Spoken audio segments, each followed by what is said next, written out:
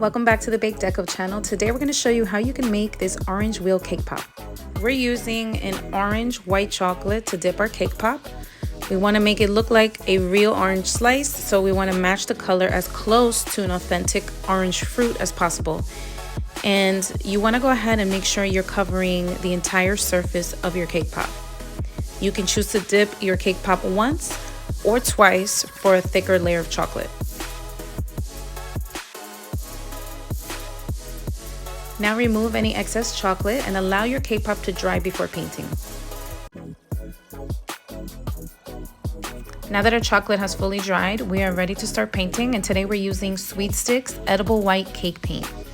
We want to go ahead and find the center point of our orange and create a white dot. This is going to be the core of our orange, and it's going to help us with the rest of the design. Next, we're going to evenly divide up our orange, and this is going to be a guide when creating the walls.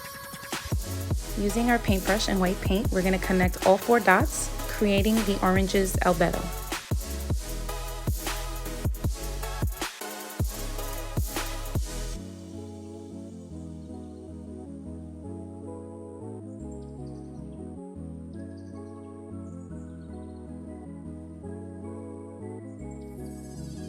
To create our segment walls, we're going to use the center as our guide.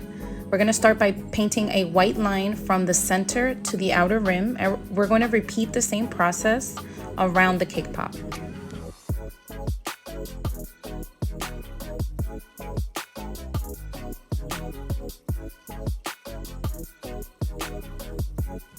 Now that all of our segment walls are complete, we're going to enlarge the core so that it stands out more. So just go ahead and draw a larger circle right in the center. To add a little pop of color and dimension to our cake pop, we're going to be using Sweet Sticks Edible Cake Paint in yellow. And now using small strokes, we're going to create our orange segments, and this is the part of the orange where the juice is.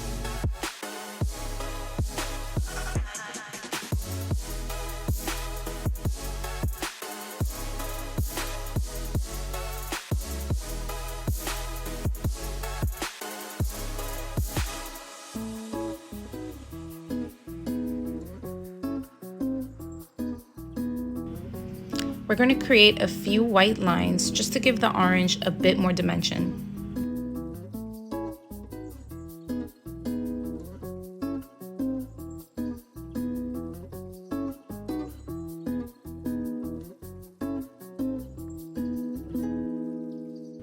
Lastly, we're going to grab some orange Sweet Sticks cake paint, and we're going to use this to soften up the white lines and give our cake pop even more dimension.